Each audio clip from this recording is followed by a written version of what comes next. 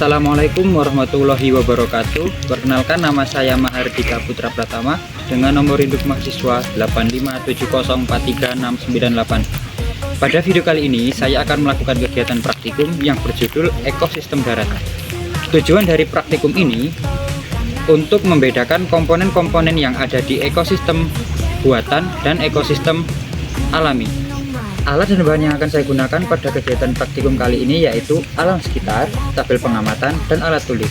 Ekosistem adalah suatu sistem yang terbentuk karena adanya hubungan timbal balik antara makhluk hidup dengan lingkungan hidup. Dan di antaranya, keduanya tidak bisa terpisahkan. Ekosistem terdiri atas komponen biotik dan abiotik.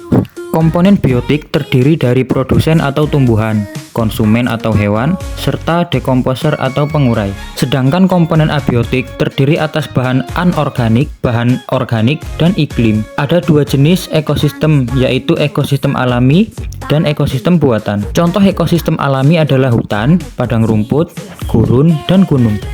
Sedangkan ekosistem buatan adalah sawah, taman, dan kebun. Yang pertama, kita akan menuju ke ekosistem darat alami, yaitu hutan. Komponen abiotik beserta kondisinya yang ada di hutan antara lain, kondisi cahayanya cukup, suhunya mencapai 29 derajat Celcius, jenis tanahnya gambut dan subur, anginnya semilir, serta keadaan airnya sangat cepat. Kemudian kita akan mengamati komponen biotiknya yang terdiri dari tanaman dan hewan. Yang pertama ada pohon kelapa, yang kedua ada pohon jambu, yang ketiga ada pohon coklat, yang keempat ada pohon jati, dan yang kelima pohon bambu. Kelima tanaman tersebut saling berinteraksi dengan komponen abiotik di lingkungannya, di mana tanaman membutuhkan cahaya matahari, air, dan juga tanah untuk membantu proses pertumbuhan dan perkembangannya. Selain itu, dalam beberapa tanaman juga membutuhkan hewan yang dapat membantu proses penyerbukan. Selanjutnya, kita akan mengamati beberapa hewan. Yang pertama ada kadal, yang kedua kupu-kupu, yang ketiga laba-laba, yang keempat semut, dan yang kelima belalang. Hewan-hewan tersebut juga berinteraksi dengan komponen biotik dan abiotik di lingkungannya. Mereka membutuhkan air, oksigen, dan makanan untuk terus bertahan hidup dan berkembang biak.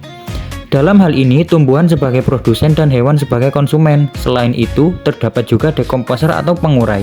Mereka adalah makhluk hidup organisme yang memperoleh energi dengan cara menguraikan sisa-sisa makhluk hidup lainnya yang sudah mati. Nah, di dalam ekosistem hutan ini, pengurai yang ditemui yaitu jamur, bakteri, dan cacing.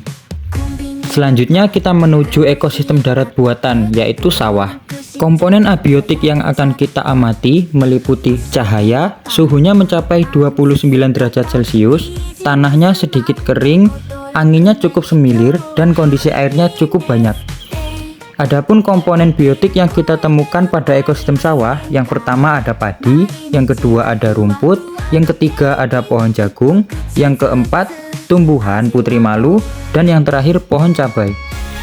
Semua tanaman tersebut saling berinteraksi dengan komponen abiotik, di mana mereka membutuhkan cahaya matahari, air, dan tanah untuk membantu proses pertumbuhan dan perkembangannya. Selain tumbuhan, komponen biotik lainnya adalah jenis-jenis hewan. Yang pertama ada siput, yang kedua ada semut, yang ketiga ada kupu-kupu, yang keempat ada belalang, dan yang terakhir ada nyamuk. Hewan-hewan tersebut juga saling berinteraksi dengan komponen biotik dan abiotik lainnya. Mereka membutuhkan air, oksigen, dan makanan untuk terus bertahan hidup. Adapun dekomposer atau pengurai di ekosistem sawah adalah jamur dan cacing.